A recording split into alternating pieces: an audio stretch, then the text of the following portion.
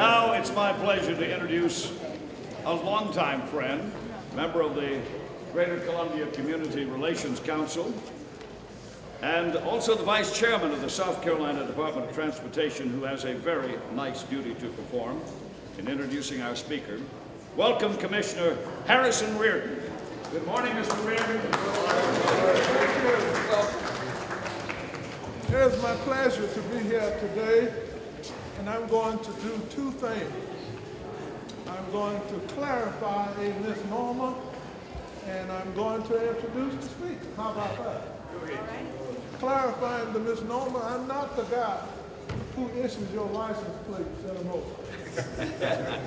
Many people think South Carolina DOT, which is South Carolina Department of Transportation, and South Carolina DMV are the same. They aren't anymore. In 2007, they were separated. And I just happen to be the commissioner for the DOT, and I'm going to introduce to you a tremendous leader of the South Carolina DMV. It was in 2007 that these two agencies were separated, and so I still get some of the compliments from it. I accept them too from DMV. But anyway, Colonel Kevin Suedo was named or selected by the governor to become the executive director of DMV. And as you know, the Senate has to concur with that kind of appointment. Very shortly, in February, the Senate concurred and he became state director of DMV. Before that, however, and you'll hear me call him Colonel straight through, because these military guys work so hard, so diligently, and so honorably to get to the point of Colonel. They wanted to go to the grave with it. So I shall not interfere with that. But anyway, the Colonel was Deputy Commanding Officer for the training center at Fort Jackson.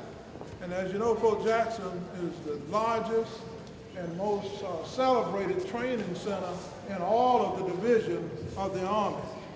And he did a stellar job while there. However, he retired from the Army after 32 years of honorable service. I am tempted, except the timing, to read to you a litany of awards, citations that he received while he was in military duty during these 32 years. But trust me, he acquired them. I will not take the time up to read all of those. He served in many, many leadership positions while in service. He holds a BS degree in business from the University of North Carolina, and we won't hold that against him. He also holds an MBA in administration from Shippensburg, that's in the University of Pennsylvania. He is married, his wife's name is Beth, and they have two children, Cameron and Ryan. And I'm telling you, we are pleased to have him here today because he is serving in a very important capacity in our community. So I give you now the Colonel.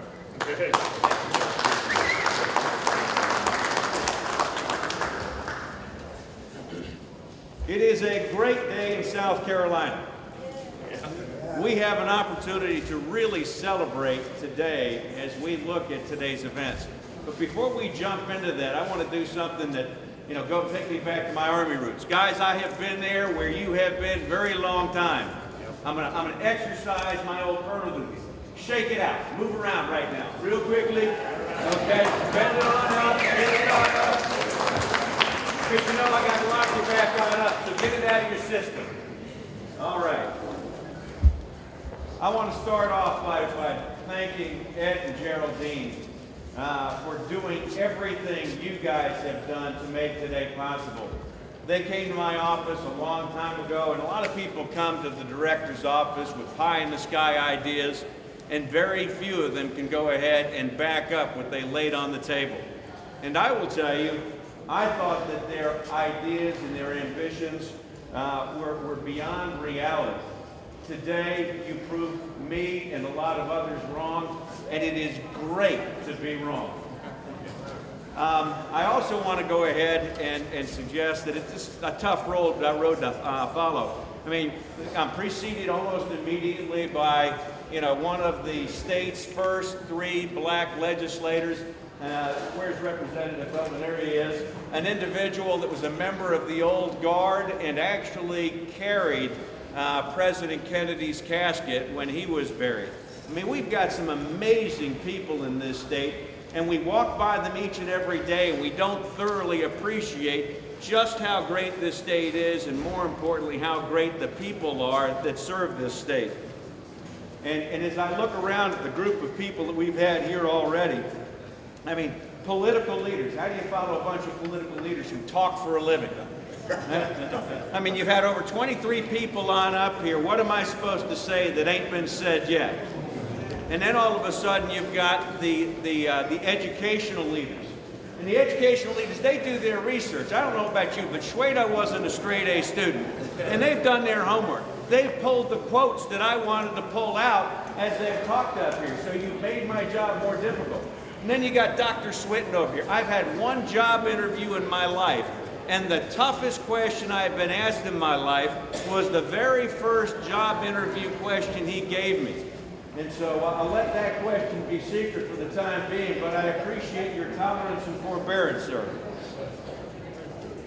How do you follow a bunch of great religious leaders? I mean, they're doing it from the pulpit, and if you're talking from an inspired heart, you just can't compete. So I'm trying to lay out the competition for you right now, because this ain't an easy job. And so I'd ask you to tolerate some of the repetition that goes into this thing. But we're here today, like I said, to go ahead and recognize an amazing woman. She has been a leader for the longest time. She was a leader of the civil rights movement, and more importantly, a role model. And too often in society, we choose the wrong role models. If we had more role models like Mary Bethune-Cookman, this world would continue to excel at a pace unprecedented, because she found no opportunity to compromise. She found no opportunity to go ahead and settle for anything that wasn't the best. And so it is an opportunity right now to recognize what she's done. We're proud of the bipartisan support that she was able to bring together through Ed and Jereleen. I mean, the fact of the matter is, when you take a look at what it took to get this far, they had to go ahead and get the people in the House and the Senate to agree. They had to get Republicans and Democrats and Tea Party all around the same table and make it work. And they overcame every obstacle to make this very special plate a reality. And that's why it's such an honor to go ahead and to be a part of this ceremony. Many of those don't fully appreciate the struggle, and they saw this plate as the culmination of a lot of hard work. But Ed and Jereleen know that it's not the culmination of anything. It is really the beginning of a dream, because it is this plate that will lead to the real long-term memorialization of Dr. Mary Bethune-Cookman. What money this brings will do great things for the community, for parks and tourism, for the history of South Carolina. Yes, it's a beautiful, symbolic plate, and it recognizes that role model that I talked about here a minute ago. And she crossed boundaries that most people wouldn't even consider thinking about. A selfless person, initially focused on an education in hopes of becoming a missionary in Africa. And I think a lot of people mention that. What most haven't mentioned is when she got turned down because they didn't, quote unquote, need her to be a missionary in Africa. It may have been one of the greatest things that's happened to this state in terms of what she was able to accomplish. Yes, I know that the people in Africa would have been greatly benefited the same way as we are today, but this state has benefited in a way that we cannot imagine. I don't know how you do as much as she does, and got the support, the education. When you are the 15th in 17 children, we don't have families that large any day. And she's at the bottom of the pecking order, and she's fighting for everything, which might describe her tenacity. But when she decided to focus on something else, she focused on education. And it was that education that became her gateway to success. She focused in her education on the Christian beliefs of, and I'll use a common term, eliminating the urban legends. There were individuals at the time that were talking and focusing on the African American population in terms of crime and shame. And she knew and pressed for a different world. She focused on a Christian moral education.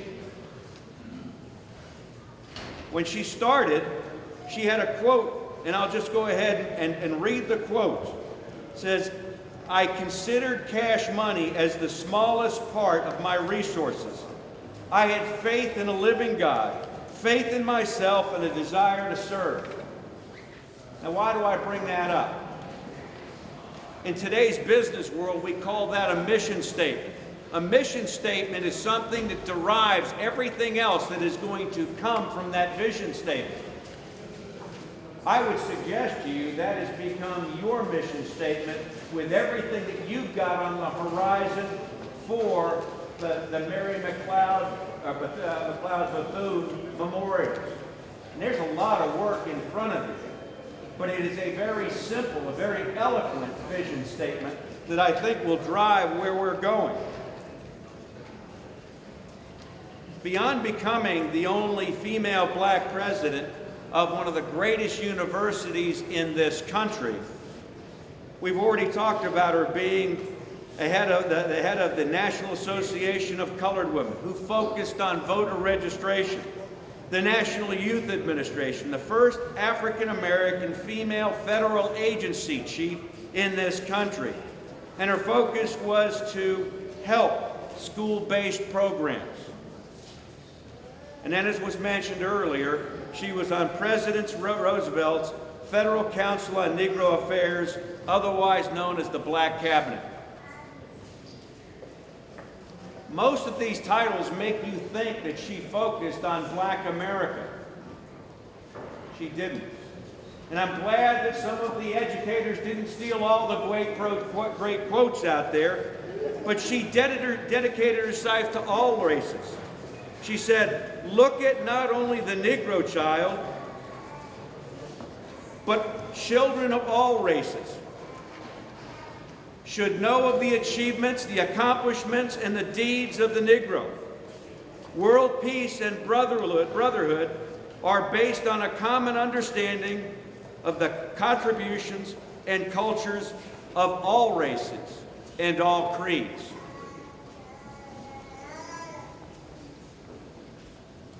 Return now to that vision statement. Return now to the fierce power of that young lady as she was overcoming obstacles at the national level to take care of her community.